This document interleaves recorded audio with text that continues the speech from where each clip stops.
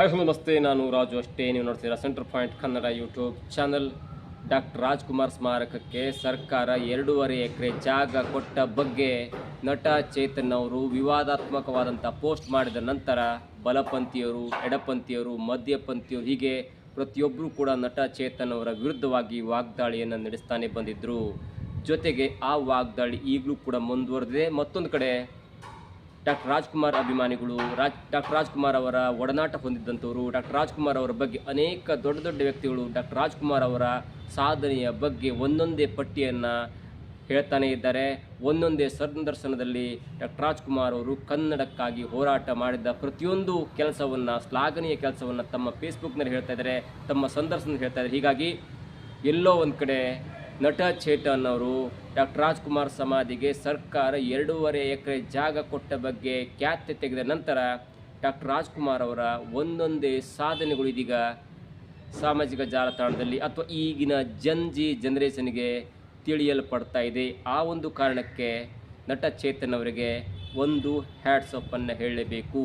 ಹಾಗಾದರೆ ಡಾಕ್ಟರ್ ರಾಜ್ಕುಮಾರ್ ಅವರ ಯಾವ ಕೆಲಸಗಳು ಇಂದಿಗೂ ಕೂಡ ಅಜರಾಮರ. ಡಾಕ್ಟರ್ ರಾಜ್ಕುಮಾರ್ ಅವ್ರನ್ನ ಹೆಸರು ಹೇಳಿ ಇಂದಿಗೂ ಕೂಡ ಲಕ್ಷ ಜನರು ಬದುಕ್ತಾ ಇದ್ದಾರೆ. ಡಾಕ್ಟರ್ ರಾಜ್ಕುಮಾರ್ ಅಂದರೆ ಅದು ಒಬ್ಬ ನಟನಲ್ಲ, ಒಬ್ಬ ಕಲಾವಿದನಲ್ಲ, ಒಬ್ಬ ಸಂಗೀತಗಾರನಲ್ಲ, ಒಬ್ಬ ಹಾಡುಗಾರನಲ್ಲ.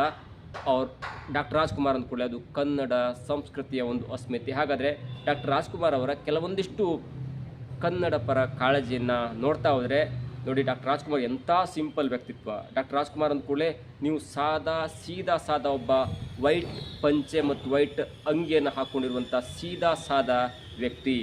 ಅದು ಒಂದು ಘಟನೆಯನ್ನು ಹೇಳ್ತೇನೆ. 1992ರಲ್ಲಿ ಏನಾಗುತ್ತೆ ಅಂದರೆ, ಬಂಗಾರಪ್ಪನವರ ನೇತೃತ್ವದ ಕಾಂಗ್ರೆಸ್ ಸರ್ಕಾರ ಇರುತ್ತೆ. ಆಗ ಭಾರತದಲ್ಲಿ, ನಮ್ಮ ದೇಶದಲ್ಲಿ ಭಾರತ ರತ್ನ ಕೊಡುವಂಥ ಒಂದು ಸಂಪ್ರದಾಯ ಇರುತ್ತೆ ಮತ್ತು ಈಗಲೂ ಕೂಡ ಬಂದಿದೆ.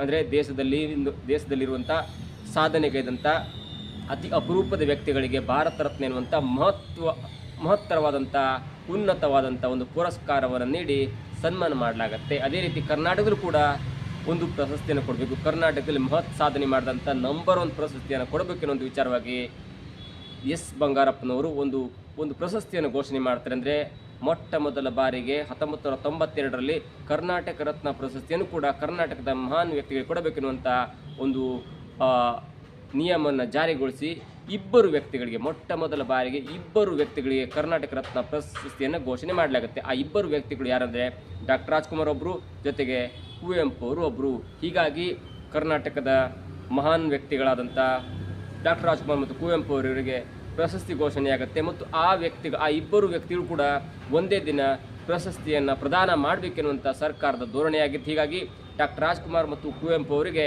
ಒಂದು ಪತ್ರ ಹೋಗುತ್ತೆ.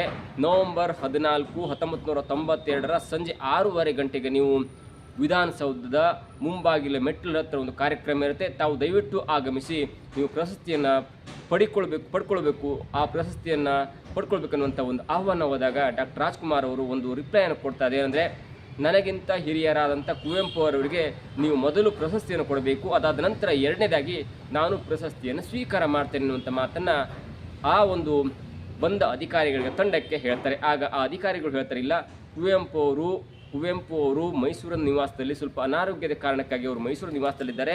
ಹಾಗಾಗಿ ಅವರು ಕಾರ್ಯಕ್ರಮಕ್ಕೆ ಬರಲಿಕ್ಕಾಗಲ್ಲ, ನೀವು ಬನ್ನಿ, ನಿಮಗೆ ಪ್ರಶಸ್ತಿಯನ್ನು ಪ್ರದಾನ ಮಾಡಲಾಗುತ್ತೆ.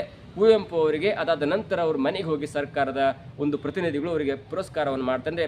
ಕರ್ನಾಟಕ ರತ್ನ ಪುರಸ್ಕಾರವನ್ನು ಅವರಿಗೆ ಪ್ರದಾನ ಮಾಡ್ತಾರೆ ಅನ್ನುವಂಥ ಮಾತನ್ನು ಹೇಳಿದಾಗ, ಯಾವುದೇ ಕಾರಣಕ್ಕೂ ಹಾಗೆ ಮಾಡಲಿಕ್ಕಾಗಲ್ಲ, ನಾನು ಪ್ರಶಸ್ತಿ ಸ್ವೀಕಾರ ಮಾಡುವ ಮೊದಲು ಕುವೆಂಪು ಅವರಿಗೆ ಆ ಪ್ರಶಸ್ತಿಯನ್ನು ಪ್ರದಾನ ಮಾಡಬೇಕಿರುವಂಥ ಒತ್ತಾಯ ಮಾಡ್ತಾರೆ, ತಾಕೀತು ಮಾಡ್ತಾರೆ. ಅದಾದ ನಂತರ ಆ ವಿಷಯ ಬಂಗಾರಪ್ಪನವರು ತಲುಪುತ್ತೆ. ಬಂಗಾರಪ್ಪನವರು ಕೂಡ ಅದಕ್ಕೆ ಒಪ್ತಾರೆ. ಜೊತೆಗೆ ನವೆಂಬರ್ 12ರಂದು 1992 ನವೆಂಬರ್ 12ರಂದು ಬಂಗಾರಪ್ಪನವರು ಜೊತೆಗೆ ಡಾಕ್ಟರ್ ರಾಜ್ಕುಮಾರ್ ಅವರು ಜೊತೆಗೆ ಇಡೀ ಕರ್ನಾಟಕದ ಕ್ಯಾಬಿನೆಟ್ ಮೈಸೂರಿನ ಕುವೆಂಪು ಅವರ ನಿವಾಸಕ್ಕೆ ಹೋಗುತ್ತೆ. ಅಲ್ಲಿ ಕುವೆಂಪು ಅವರಿಗೆ ಪ್ರಶಸ್ತಿಯನ್ನು ಪ್ರದಾನ ಮಾಡಲಾಗುತ್ತೆ. ಅದಾದ ನಂತರ ಎರಡು ದಿನ ಅಂತಂದರೆ ನವೆಂಬರ್ 14 ಸಂಜೆ 6:30ಕ್ಕೆ ಅಂದಿನ ರಾಜ್ಯಪಾಲರಾಗಿದ್ದಂಥ ಖುರ್ಷಿದ್ ಆಲಂ ಖಾನ್ ಅವರು ವಿಧಾನಸೌಧ ಮುಂಬಾಗಿಲ ಮೆಟ್ಟಿಲುಗಳ ಮೇಲೆ ಡಾಕ್ಟರ್ ರಾಜ್ಕುಮಾರ್ ಅವರಿಗೆ ಕರ್ನಾಟಕ ರತ್ನ ಪ್ರಶಸ್ತಿಯನ್ನು ಪ್ರದಾನ ಮಾಡಲಾಗುತ್ತೆ.